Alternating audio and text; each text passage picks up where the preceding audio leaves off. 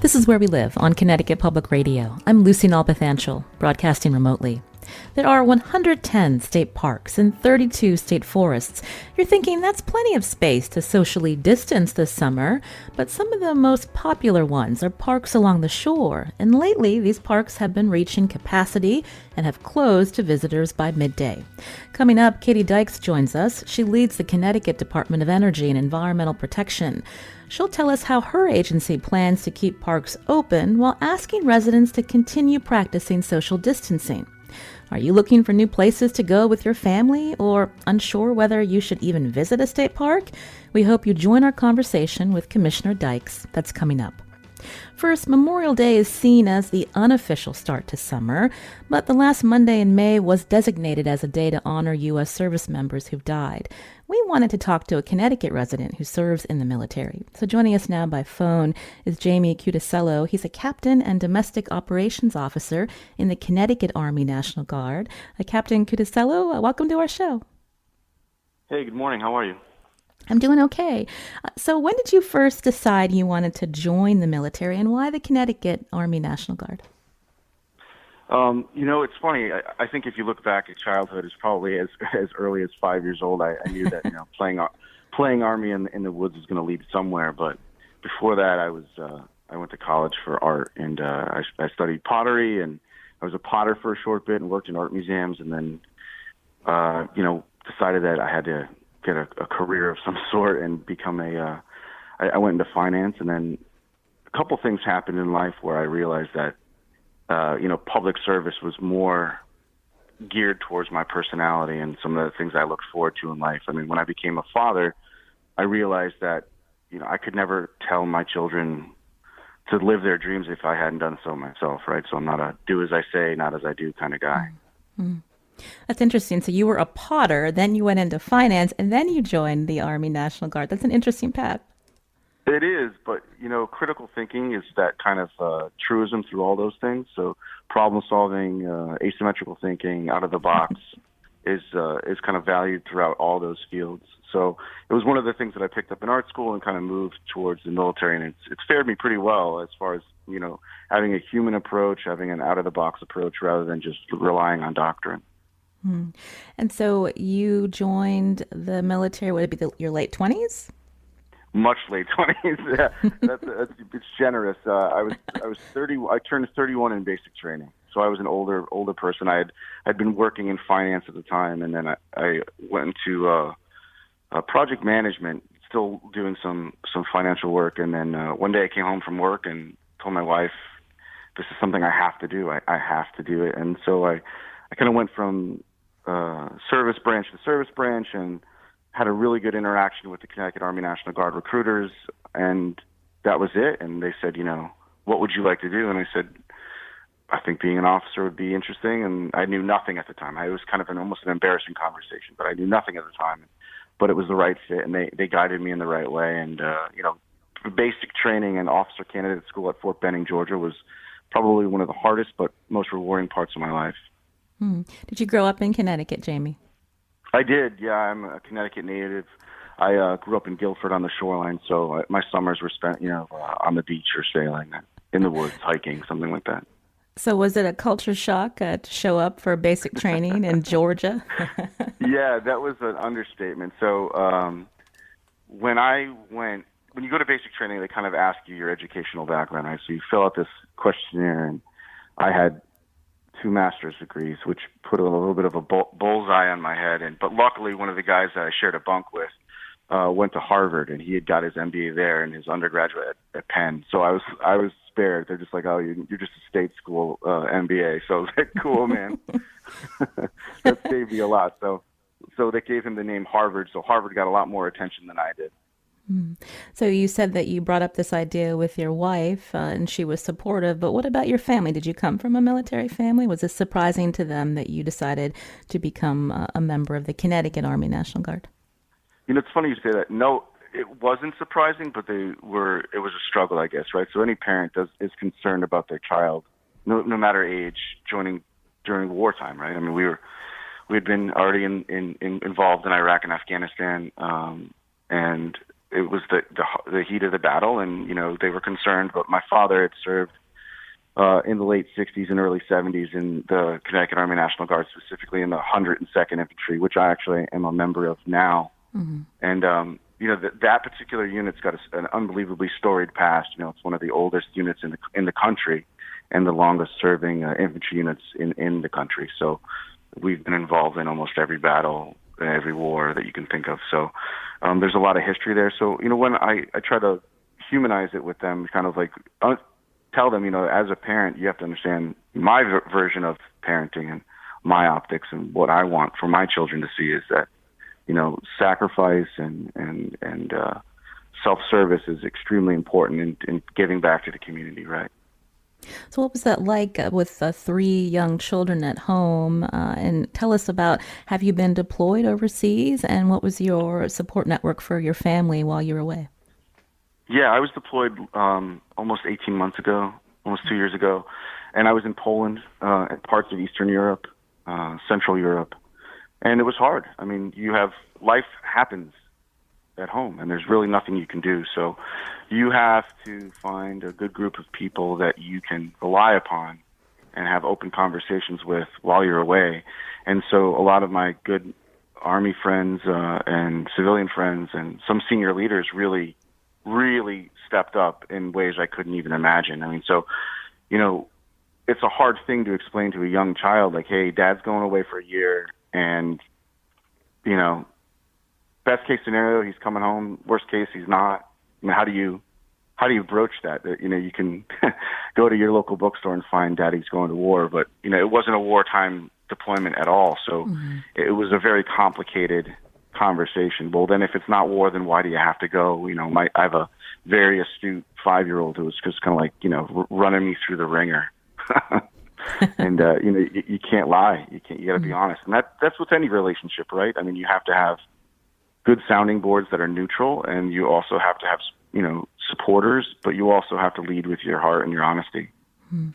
Again, I'm talking with Jamie Cuticello. He's a captain and domestic operations officer in the Connecticut Army National Guard. Jamie, tell us more about your job or specialty with the Army National Guard. What does it mean to be domestic operations officer? Sure. So I always I kind of dissect my job into 2 parts, right? So Guard members generally have 2 positions. Unless you have so I'm a full-time soldier, so I work Monday through Friday doing domestic operations, and essentially that is helping in, specifically this sort of situation, a pandemic, a natural disaster. We do all the planning and reaction work for any sort of need that the Connecticut public as well as the state requires. So, logistics distribution and medical distribution and any type of, supporting. My office, we kind of collect the information, come up with a plan, push the plan back out, and then kind of adapt on the fly there. But my wartime fighting job is I'm in the S3 shop, which is the operations and training shop for the infantry, for the 102nd Infantry. You mentioned the pandemic, and so I wanted to ask you about your work again as someone who's in the Connecticut Army National Guard. I believe that the National Guard in Connecticut was involved with putting up temporary hospital sites at the beginning of this pandemic. I think I read that National Guard was helping with inspections of nursing homes. So tell me a little bit about that work and what it's been like, again, serving in the military during this pandemic, Jamie. It's extremely rewarding. I mean, that's the easiest, most simplistic answer. I mean, that's what you're joined to do. So everybody that I've spoken with, no matter what their position is, what their job is just happy to be of use, to happily putting their training, their personality, their love of the military and their state to use. I mean, it's a rewarding feeling to be able to help the people, your neighbors, right? I mean, you got to help. If you want to change the world, you got to help your neighbor first. That's the only way to do it. And the Guard is the place to kind of to implement that mindset.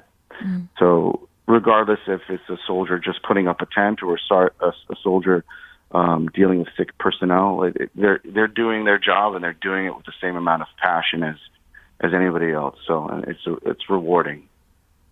When you're deployed overseas, I imagine there's a certain structure there.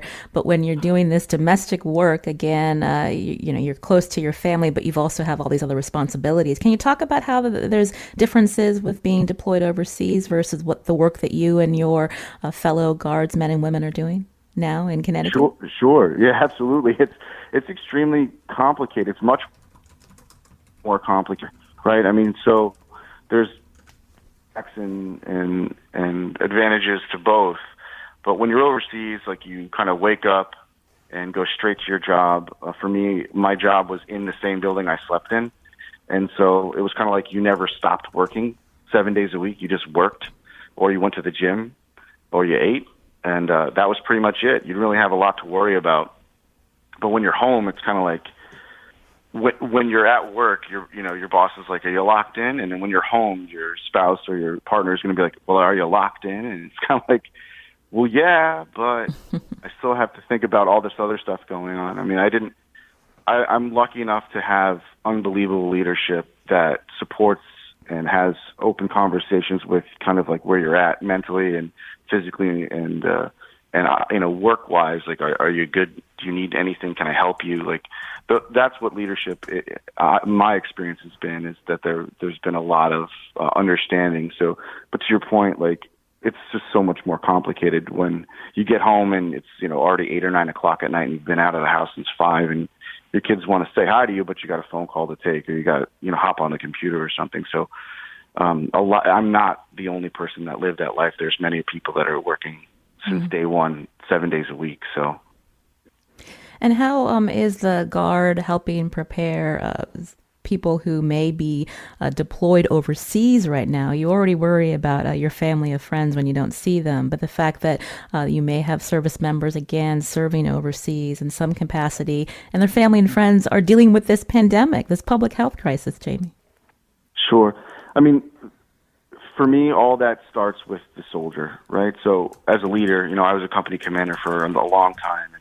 I always said, rather than mission first, it's soldier first. And when you take the time to gain trust and develop a real relationship with each other, that trust is not just something that you can put on a wall or just say as like a buzzword. It's a real thing. So when someone deploys, there's a bunch of kind of deep conversations that are very personal that happen before you go with a number of really close friends that you either work with or worked for. And they rely on each other. We all rely on each other. So I have friends that are currently overseas, and I'll be going overseas again very soon. So, those conversations have to be had, and they're difficult. But one of the nice things about the military is that you kind of build that camaraderie to understand, like, to look after a spouse. I mean, what that actually means is not just, calling up and saying hello. It's making sure the trash is out, making sure the car is getting the oil changed, making sure the grass is cut and the children go to school and there's new clothes being bought, and it's very detailed, and it's a very big thing, and it's an honor and a responsibility to do that. So we all kind of look after each other. Jamie, you mentioned you'll be going overseas soon. Do you know where and how long?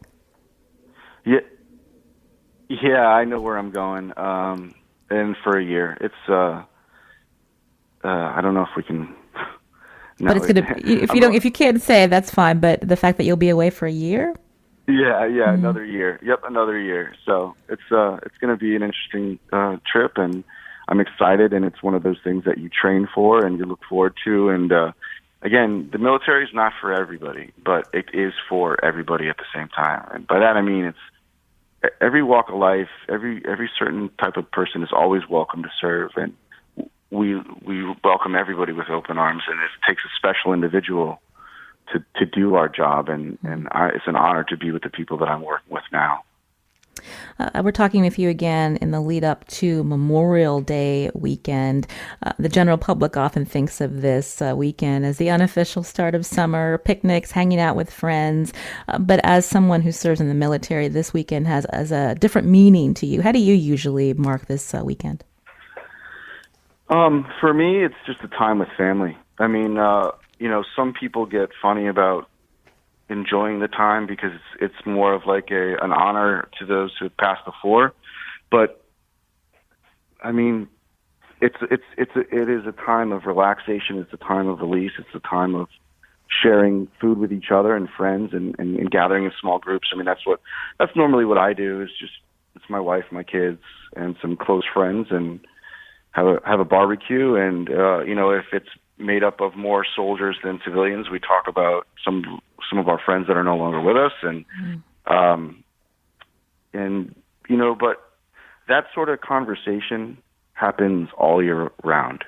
If you have a friend or know somebody who's no longer with us because of military service, it's you think of them fondly and you talk about them like they're still here, and that never stops. So Memorial Day for a lot of us is every day, right? And that particular day, it's just nice to have the day off to spend with our families and our friends and our partners and whomever. Well, I want to thank Jamie Cuticello for joining us here on Where We Live. Again, he's a captain and domestic operations officer in the Connecticut Army National Guard. Jamie, we thank you for your time. Thank you very much. I'm Lucy Nalpathanchel. Coming up, the public health crisis we're in, this pandemic, hasn't ended. So what are ways you can get outside with your family safely? Katie Dykes, the Commissioner of the State Department of Energy and Environmental Protection, joins us to answer our questions and yours. Do you have a question about going to a state park or places that are better for social distancing? Here's the number, 888-720-9677. That's 888-720-WNPR. Or find us on Facebook and Twitter at Where We Live.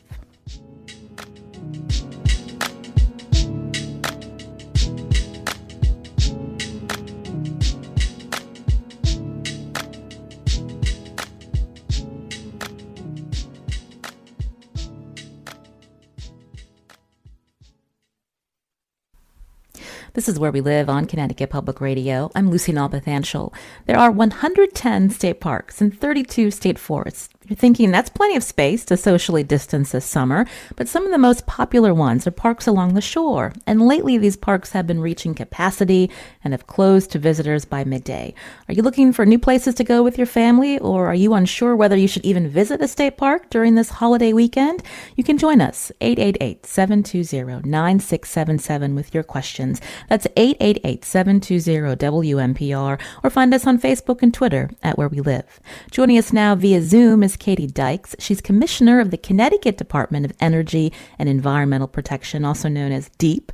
Commissioner Dykes, welcome to our show. Good morning. Thanks for having me, Lucy. So I mentioned that there are all of these state parks and state forests in our state. I'm wondering if you could walk us through, because of COVID, which parks have become very popular or have been consistently popular, and what's been the plan because we're still in this public health crisis? Well, Lucy, we're really proud at the department to have the best mission around, which is helping people connect to parks and outdoors, get outside and enjoy nature. And during this pandemic, our mission has become something a little different and really critical as folks don't have some of those traditional activities, going to the gym, the Little League game. Those things aren't available at this time. Our outdoor spaces have been open. Our parks have been open for these last 2 months, which is somewhat unusual among some of the Northeast states. So we're really proud that we've been able to provide that for folks. We've seen, in some cases, up to a 77% increase in the number of visitors to the parks during this time. And we've asked folks to follow some really basic rules, again, maintaining 6 feet of distance, wearing their masks when they're in the parking lot or passing someone on a trail or can't keep that 6 feet of space.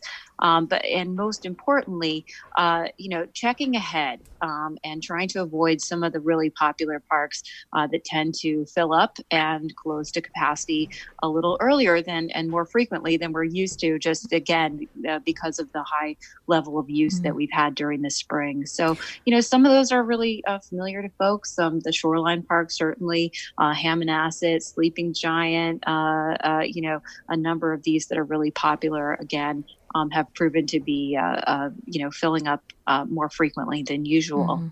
So this year, in the summer, we're really excited to have launched a brand new tool just in time for Memorial Day. It's a website that people can go to check about what's available, what's closed in real time along the shore if they're looking for a waterfront experience. So people can just navigate to ct.gov// what's open outdoors, and they'll be able to see information that's up to the minute about where parks have closed. And we're excited that some of our municipal partners are also posting closure information on there now about municipal beaches as well. So that's going to be really helpful for folks as they're navigating Memorial Day and throughout the summer to know what's available. Well, it's good, Commissioner, to know about that website. We'll be sure to tweet it at Where We Live. And again, I have that also on my browser. I can mention it again. You mentioned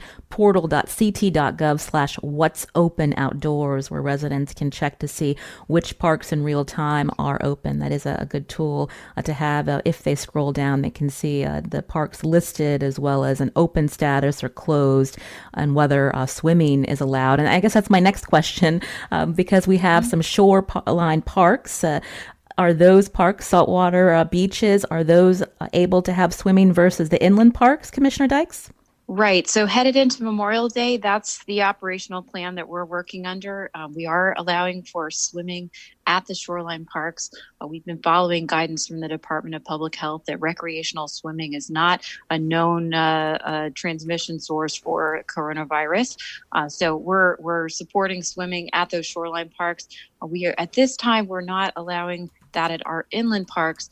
Again, it's not because of a concern about swimming and transmission. It's really about the potential for crowding on the beaches themselves. And many of those inland parks, the beaches are tiny. They get crowded in normal seasons. And so as we're continuing to follow the guidance from our public health experts around reducing, not allowing groups of 5 or more, and providing for adequate space in between our visitors, we've made that operational decision.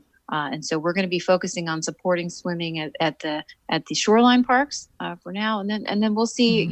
If conditions change in terms of the public health restrictions, or based on our experience at the shoreline, these operational plans are something that we're evaluating, constantly. But that's our game plan headed into Memorial Day weekend.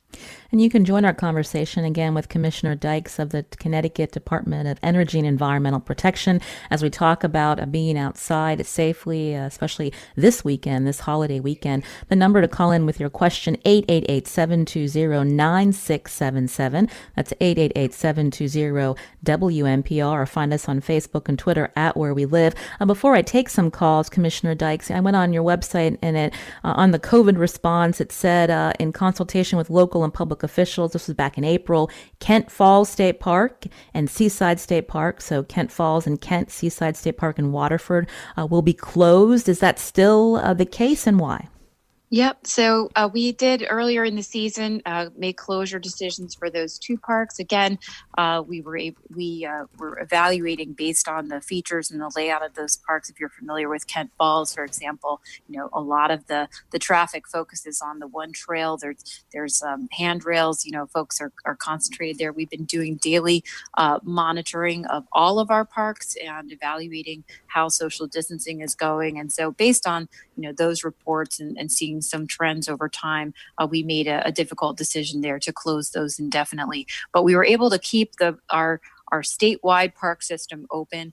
It's been really terrific to see the number of folks who've been getting out to enjoy it. And, again, it's just a lot of common sense, Lucy, that people have been using when they're enjoying our parks. Again, if you're not feeling well, staying home and choosing places that are close to home when you're getting outdoors to recreate. Another really fun thing that we've been seeing, we've been encouraging folks to try to find those undiscovered gems, those less trafficked parks, out of the way places when they're choosing a place to get outdoors. And we have a hashtag CT Trails Less Traveled that's really taken off on social media, where folks have been sharing some of their secret places that they really enjoy. We're so lucky in Connecticut that we have a park within 15 minutes drive of every resident of the state, and includes not just state parks, but over 800 miles of blue blazed hiking trails.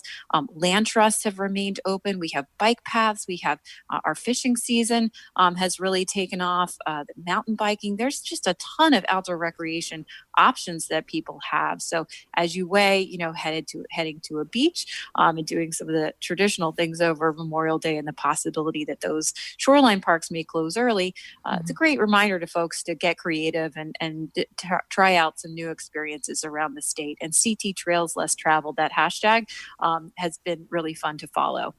You can join our conversation again with Commissioner Katie Dykes. Here's the number, 888-720-9677, or find us on Facebook and Twitter at Where We Live. Dan's calling in from West Hartford. Dan, you're on the show. Hey, how are you? Doing okay. What's your question? Thank the commissioner for all her efforts. I work at a school. I know how impossible this situation is, but I'm concerned you're not opening bathrooms. And people who travel with kids, people who travel with elderly, people like myself whose bladders don't cooperate, we're really in a bind because it's kind of unsanitary. You're going to have people, well, to be honest, defecating where they shouldn't. And restaurants, gas stations, their bathrooms are all closed. So why is that the case? Can't people sort of be encouraged to bring cleaning supplies, self-sanitize? I don't know. That's just it. The bathroom closing basically eliminates this as an option for most families. Commissioner. Yes, great. Well, I hear you, Dan, and as a mother of 3 little kids, including one who's just potty trained, I I know that challenge personally. We are working on that, and I expect we'll be able to update our operations plan, really soon, and let people know about that. We do have portalets that are being cleaned very frequently that have been available during this time. And we're also working, the question, we have beautiful, bathhouses and restrooms at many of the parks. And it's a question of getting the adequate personal protective equipment and the staffing in place for the very frequent cleanings that we need to do in order to keep these spaces safe for folks. But we are working on that and expect to have some updates really soon. We know how important that is. You can join our conversation again if you have a question about getting outside throughout the summer. The number 888-720-9677, or find us on Facebook and Twitter at Where We Live. Caitlin's calling in from Bloomfield. Caitlin, you're on the show. Hey, good morning. So my concern is a question about when parking gets limited. For example, I live near Penwood, and there's miles and miles of trails. So you could easily have the parking lot be full and not necessarily see someone, depending on which trail you've chosen. Why does the parking get limited when the access inside the park is quite open? Oh, yes. This is a great question. Thank you. So we are implementing lower parking capacity as a tool to help keep visitor levels at something that's safe for social distancing. One of the things that we've learned by keeping our parks open this spring is that based on our daily monitoring, there are many parks where we don't have to implement that lower capacity. And you perfectly illustrated for a place like Penwood, there are miles of trails. People can spread out no problem. And so that's a circumstance where we are not implementing lower parking capacity for a lot of our inland parks where the primary use is around hiking. It's at the shoreline parks primarily where are implementing the lower capacity. Again, that's where our visitors are concentrated on a beach or on a boardwalk where some of that opportunity to spread out isn't there. So instead of just implementing something across the board, we have been developing these capacity levels on a park by park basis, again, to support, optimum levels of use. But one thing that's really important for visitors to know is that even for those inland parks, again, with those miles of hiking trails, when we do close parks to capacity, and Penwood's been a really popular one that has closed to capacity during the spring, we are, asking folks to not park on the side of the road and then try to walk in. That was my next question. We know, yep. So those parks, even, when they reach that parking pass, we haven't lowered the parking levels for those parks, but we do, when we do close them, they need to be closed. We can't support additional people parking outside and walking in. It's a hazard when you're walking along the road, but it's also a challenge for maintaining the adequate visitor levels. So we are asking for folks to really work with us on that. That's something we're going to be doing enforcement on this year, and it's really important to get some cooperation on that one. And Commissioner Dykes, have your staff, have they been running into those issues? Are people, for the most part, following the guidelines and the rules, again, that have been put forward to protect people? Well, Lucy, I think on balance, look, back in March when we were headed into this really unusual circumstance, there's really no playbook for this, and we weren't sure how it was going to go. But, I have to say, looking back over the past 2 months, people have done a really good job. There's been some trouble spots here and there. Our staff and our environmental conservation officers are just terrific. They have been essential workers in every meaning of the word, and helping to, adapt our operations and engage and educate people when they encounter challenges. And I have to say, I'm proud of what our staff are doing, and I'm really proud of what we've all been doing across the state. Our visitors are, following along these guidelines. They've been really helpful. So many people have reached out to say thank you for keeping the parks open. And I just want to thank everyone who's been out there and recreating responsibly. We're all doing things a little differently, and there's some inconveniences and there's some challenges where certain things aren't open at this time, but people have been understanding, and they've been educating each other and spreading the word about less popular, places to check out, or how to wear a mask when you're outdoors. All of those things, that kind of cooperation is what makes me optimistic for our summer season, that we'll be able to continue to make these great places available to folks in a safe manner, and really enjoy some time outside. I'm glad you brought up masks. Tony's calling in from New Haven. Tony, what's your question for Commissioner Katie Dykes? Tony, are you there? Oh, looks like Tony can't hear me, but the question he had, at least in the field that I'm reading, he wants to know, what is the point of going to the park if you have to wear masks? He goes for the fresh air. And so maybe you could reiterate again when masks should be used, Commissioner Dykes. Great. So, Tony, bring your mask with you. If you're in a parking lot, or if you're passing someone on a trail, that's when we're asking people to have the masks up. But other than that, when you're not near someone else, when you're able to keep that 6 feet or more of space, you don't need to be wearing the mask outdoors. That's how folks are using it. So we don't leave it at home. Bring it with you in case you need it. But certainly when you're out on a trail, by yourself with members of your immediate household, you don't need to have that mask on. Rich is calling from Manchester. Rich, can you hear us?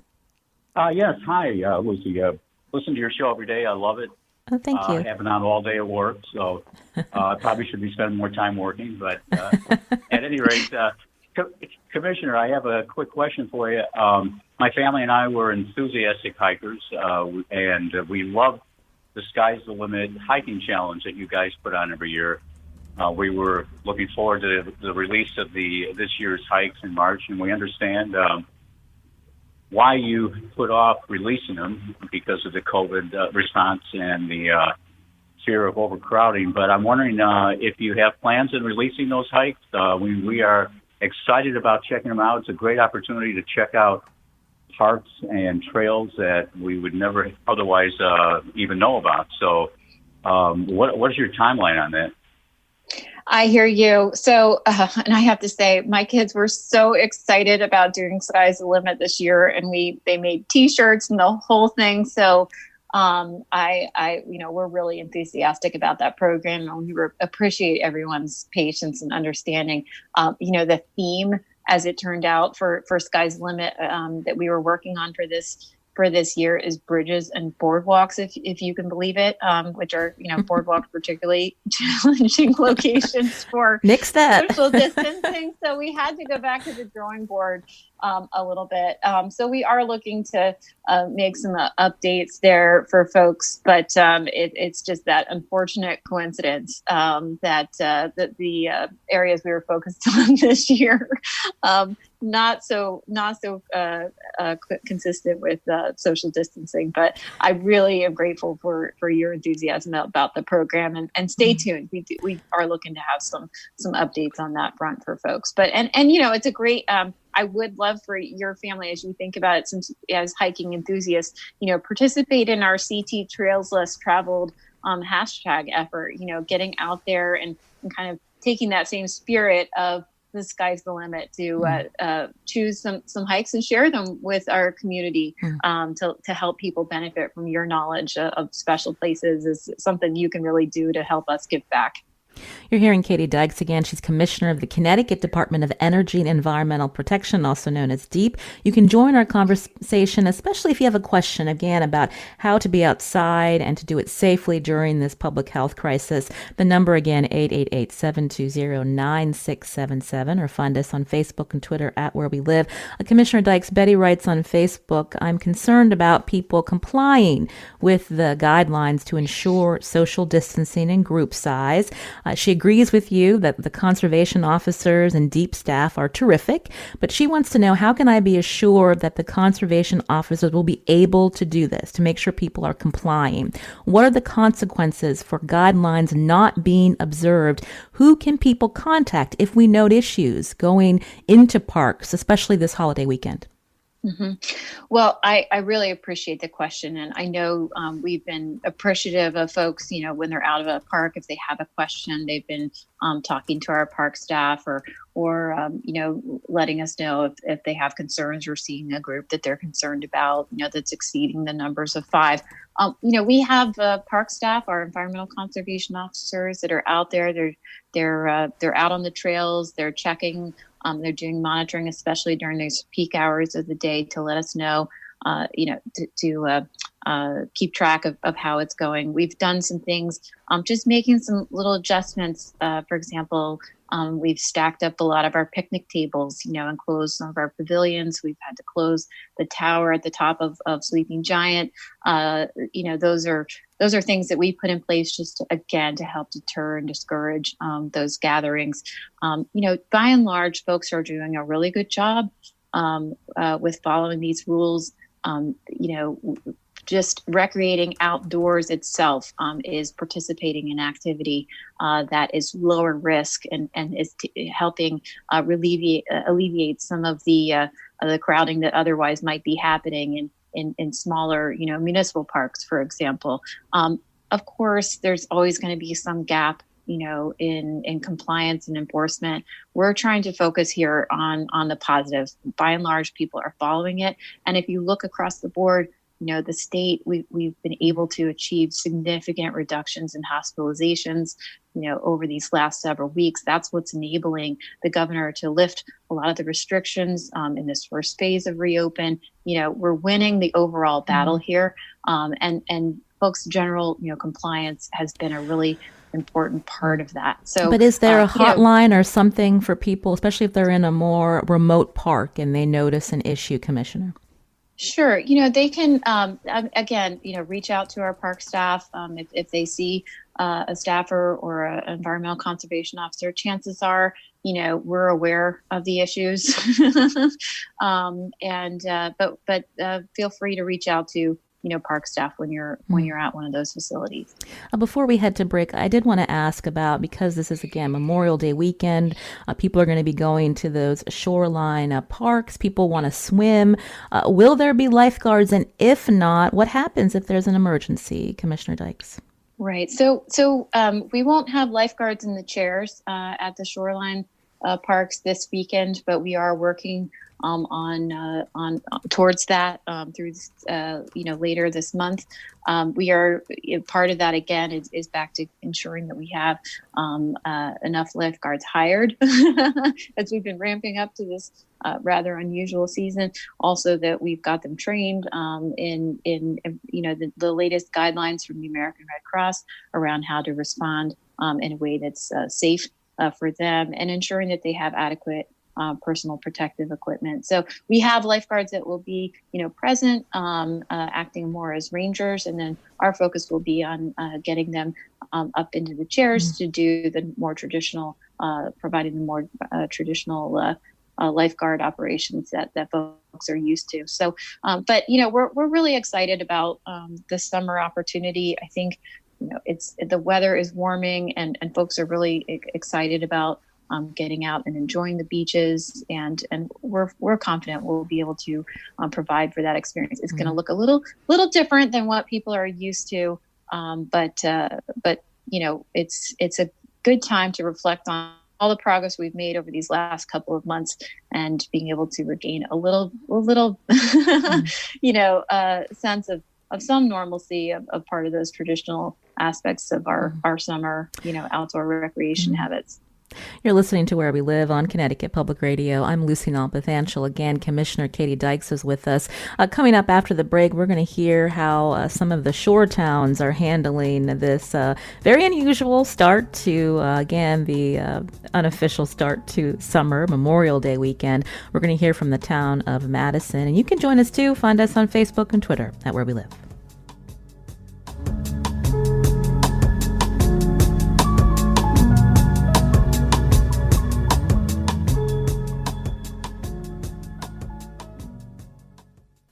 You're listening to Where We Live on Connecticut Public Radio. I'm Lucy Nalpathanchel. My guest today is Commissioner Katie Dykes of the Connecticut Department of Energy and Environmental Protection. We were wondering how towns along the shore are planning to handle crowds during this pandemic. Joining us now via Zoom is Eileen Banish. She's Executive Director of the Madison Chamber of Commerce. Eileen, welcome to our show. Thank you very much. Good morning. So Madison is the home of a very popular state park, Hammonasset. It's also a good place to go birding at Meigs Point. Just wanted to point that out. But Eileen, tell us about how the businesses in Madison are handling or planning to handle this summer season and tourism. Well, our businesses, as many businesses did across the state, reopened on May 20th, this past Wednesday. Kind of a slow start, and I understand that the governor recognizes that as well. It's probably a good thing. We did not have throngs of people downtown at our stores or coming to our restaurants that are now offering outdoor dining. But it's kind of like a slow opening, a soft opening, if you will, and they're really looking forward to a dynamic summer. This is a very popular destination. We do get people who have been at Hammonasset who then come downtown to shop or to dine. So we know it's going to be very, very different this year. Some of their hours have been shortened for the beginning, anyway, for this part of the month, the late May, and we're looking forward to the overall health of the state getting better. And as that happens, the financial health of the businesses hopefully will improve as well. So obviously, restaurants part of that again easing of the shutdown, but of course permitting outdoor dining that can be possible, especially for places along Madison Strip that cater to the summer crowd and have places set up for people picking up food and then eating at tables. But what about the hospitality industry, Eileen? I'm thinking about places that local cottage rentals, for example, for people who may want to be down in Madison for longer than a day. How are they planning? What is permitted right now? Well, at this point, things are up in the air. I believe that it is still limited to stays of 31 days or longer. In other words, you cannot have somebody in for a weekend. You cannot have somebody in. You cannot rent your cottage for a week as is normally done. The governor was addressing the members of the lodging industry this past Wednesday, and that has been pushed off a week. So we're all still kind of up in the air. We have a great hotel here right on the water that's very popular. We have some lovely beds and breakfast institutions, 3 really nice ones. But of course, as you said, lots of summer homes that are rented on a weekly basis normally. So everyone's kind of on hold at this point. And what about some of the boutique shops in Madison? How are they able to navigate during the easing of shutdowns, not exactly back to normal? Well, everyone has adjusted. It's interesting that they were able to do this in a relatively short time period. They've put the 6-foot markers on their floors. They have all put up the acrylic shields at the checkout point. A lot of them did switch over to online purchasing availability, which they did not have before. A few actually opened up websites that were transactional websites, not just a stationary website. Lots of FaceTime buying, people contacting them or calling them on Facebook. We had an event a couple of weeks ago. It was a Saturday, and it was a virtual buying event, virtual shopping event, and it was very successful. We encouraged people to patronize these businesses, place your order in advance, or call the business and ask for advice. And they were very, very happy. It was a very successful event. So I think we'll see more of that in the future until we get back to normal. Well, I want to thank Eileen Banish for joining us again. She's the executive director of the Madison Chamber of Commerce. Eileen, thanks for, again, your time, and good luck this weekend and throughout the summer. Thanks so much. The commissioner of the Connecticut Department of Energy and Environmental Protection, Katie Dykes, is still with us. Someone had called in. We don't have a lot of time left, Commissioner Dykes, but Jane wanted to know, will people be able to use the bathhouses at Hammonasset? Right. So I know this is a really important question. A lot of folks have been asking. We are working on that around the clock to be able to support, reopening of those facilities. At this time, we don't have those available. We do have portalets, but we hope to be able to share some updates, if not for Memorial Day weekend, but soon afterwards is our hope. But we will include that on our website and provide those real-time updates for folks to know what they can expect as far as those facilities. We know how important that is for folks to be able to enjoy their time at the parks. And then Dan from Glastonbury, he wanted to know, what can DEEP do when people are using ATVs and tearing up the trails? He's seeing that as an issue. Yeah, we have seen some more complaints and concerns about that. So we are aware, and our environmental conservation officers have been following up on some of those reported complaints that folks have had. Anything else we're missing, Commissioner Dykes? No, just, again, we're looking forward to the start of the summer, and we encourage folks, again, check that portal.ct.gov, what's open outdoors, to check ahead to find out if the park you're interested in is open. Make a backup plan, have a plan B in case something is closed when you arrive, and just continue to follow those common sense guidelines. I know we can all look forward to enjoying a great summer if we can just stay in touch, and it's really important for our physical and mental health to have these opportunities to get outside. I'm so proud of our wonderful team at DEEP that's helping to support that during this time. So we're looking forward to the summer. Well, we want to thank Katie Dykes again for giving us the hour here on Where We Live, Commissioner of the Connecticut Department of Energy and Environmental Protection. Commissioner Dykes, thanks. Thank you, Lucy. Great to be on. We just heard from Adam on Twitter who said the best time to hike is when it's raining or early in the morning, less crowded. And a few weeks ago, there was even snow on the grounds at Peoples State Forest Park. I believe that's up in the Litchfield County area. And if you're looking for something to do this weekend besides barbecue, today is the start of the Connecticut Audubon Society or Migration or Social Migration Madness Bird-thon. It's a friendly competition to see as many species of birds as possible over the weekend. All birding skill levels are welcome. This year's competition is free to the public. Again, that's the Connecticut Audubon's Migration Madness Bird-a-thon. You can learn more at ctaudubon.org. Today's show produced by Tess Terrible. Thanks to Carmen Baskoff on the phones. Kat Pastor is our technical producer. I'm Lucy Nalpathanchel. We hope you have a great weekend.